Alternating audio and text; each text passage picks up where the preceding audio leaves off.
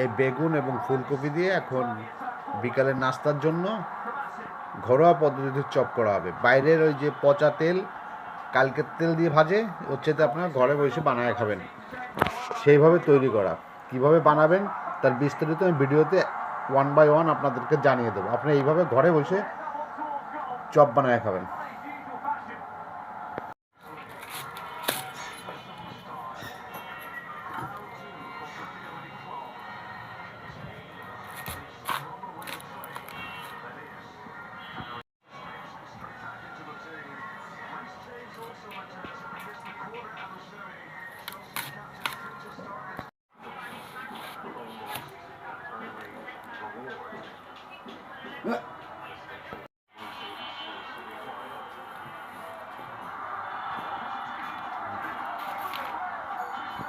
ভাই বড়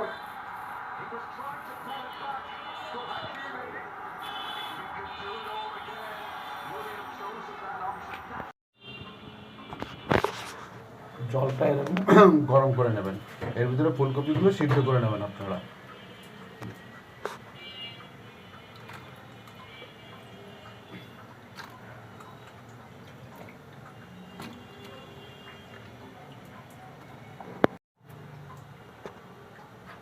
পরিমাণ মতো হলুদের গুঁড়ো দিয়ে দেবেন।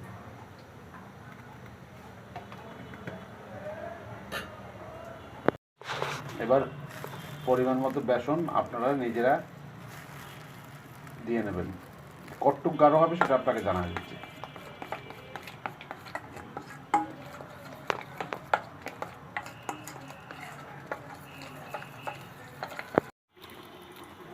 তো ওই বেসনটা আপনারা সুন্দর করে ফেটে নেবেন।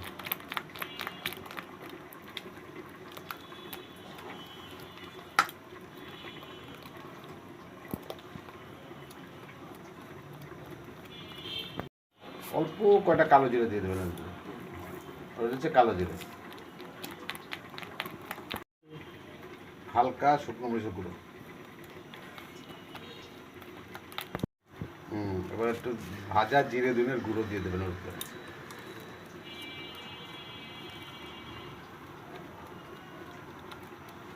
আর ঠিক এইটুকু ঘন হবে। সামান্য পরিমাণে লবণ, মানে অল্প পরিমাণে লবণ ওর ভিতরে দিয়ে দেবেন।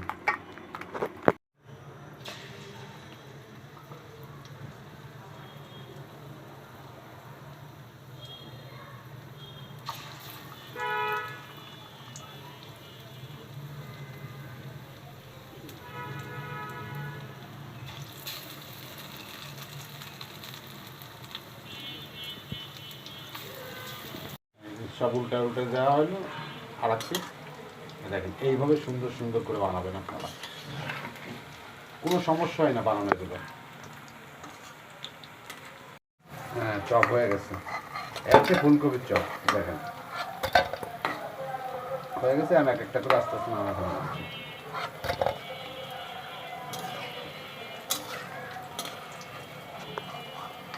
বেগুনের চপ,